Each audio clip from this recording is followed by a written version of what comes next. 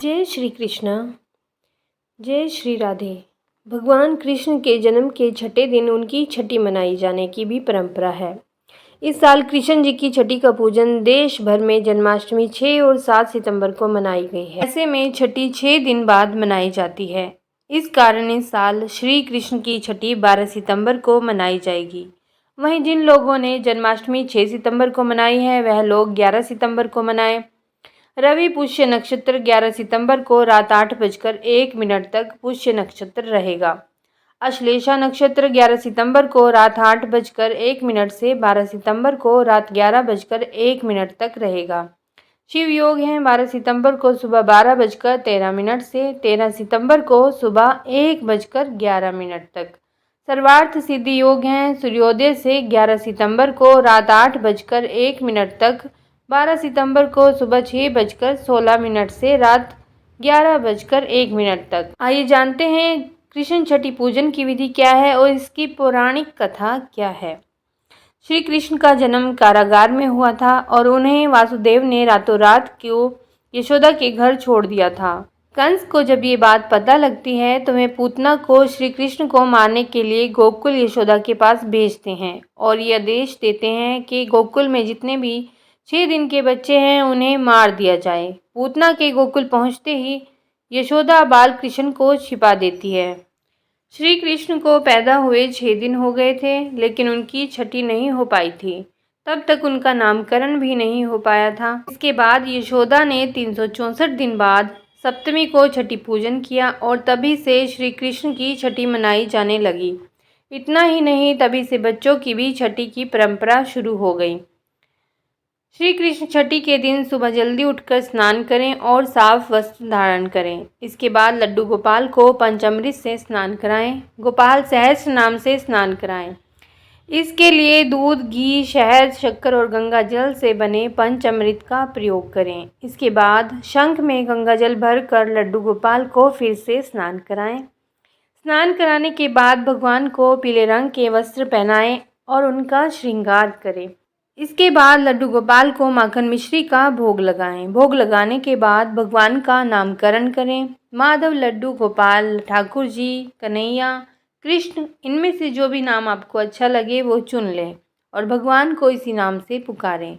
इसके बाद भगवान के चरणों में अपने घर की चाबी सौंप दें और भगवान श्री कृष्ण से प्रार्थना करें कि वे सदैव आपके परिवार पर अपनी कृपा बनाए रखें और सबका पालन पोषण करें।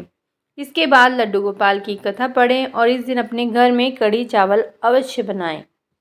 एक पौराणिक कथा के अनुसार भगवान श्री कृष्ण के एक परम भक्त थे जिनका नाम था कुंभन दास। उनका एक बेटा था रघुनंदन। कुंभन दास के पास भगवान श्री कृष्ण का एक चित्र था जिसमें वह बांसुरी बजा रहे थे। कुंभन दास हमेशा भगवान श्री कृष्ण की पूजा आराधना में लीन रहा करते थे।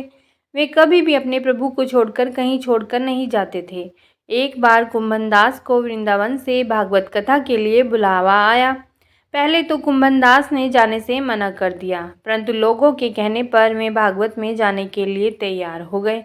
उन्होंने सोचा कि पहले वे भगवान श्री कृष्ण की पूजा करेंगे और फिर भागवत कथा करके अपने घर वापस लौट आएंगे। इस तरह से उनका पूजा का नियम भी नहीं टूटेगा।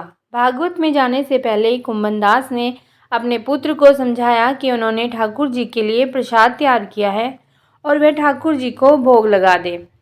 कुंभन दास के बेटे ने भोग की थाली ठाकुर जी के सामने रख दी और उनसे प्रार्थना की कि आकर भोग लगा लें। रघुनंदन को लगा कि ठाकुर जी आएंगे और अपने हाथों से भोजन ग्रहण करेंगे।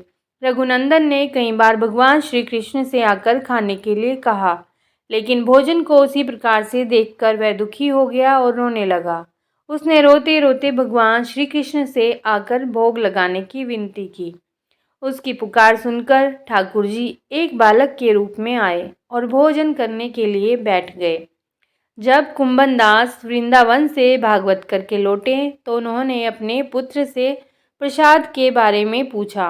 पिता के पूछने पर रघुनंदन ने बताया कि ठाकुर जी ने सारा भोजन खा लिया है। कुंभन दास ने सोचा कि अभी रघुनंदन नादान है, उसने सारा प्रसाद खा लिया होगा और डांट के डर से झूठ बोल रहा है। कुंभन दास रोज भागवत के लिए जाते और शाम तक सारा प्रसाद खत्म हो जाता था। कुंभन दास को लगा कि जब रघुनंदन उनसे रोज झूठ बोलने लगा है, लेकिन वह ऐसा क्या कर रहा है, यह जानने के लिए कुंभन दास ने एक योजना बनाई।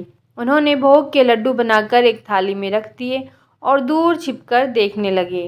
रोज की तरह उस दिन भी रघुनंदन ने ठाकुर जी को आवाज़ दी और भोग लगाने का आग्रह किया। हर दिन की तरह ही ठाकुर जी एक बालक के वेश में आए और लड्डू खाने लगे। कुंभन दास दूर से इस घटना को देख रहे थे। भगवान को भोग लगाते देख वे तुरंत वहां आए और ठाकुर जी के चरणों में गिर गए। उस समय ठाकुर जी के एक हाथ में लड्डू था और दूसरे हाथ का लड्डू जाने ही वाला था, लेकिन ठाकुर जी उस समय वहीं पर जमकर रह गए। तभी से लड्डू गोपाल के इस रूप की पूजा की जाने लगी। छठी के दिन इस कथा का पाठ करने से भगवान कृष्ण प्रसन्न होते हैं और भक्तों की सभी मनोकामनाएं पूर्ण करते हैं। बोलिए जय श्री कृष्णा, जय श्री राधे। पश्चात आप बाल कृष्ण जी की आरती करिए। इस प्रकार से का पूरा उत्सव हर्ष उल्लास से मनाइए।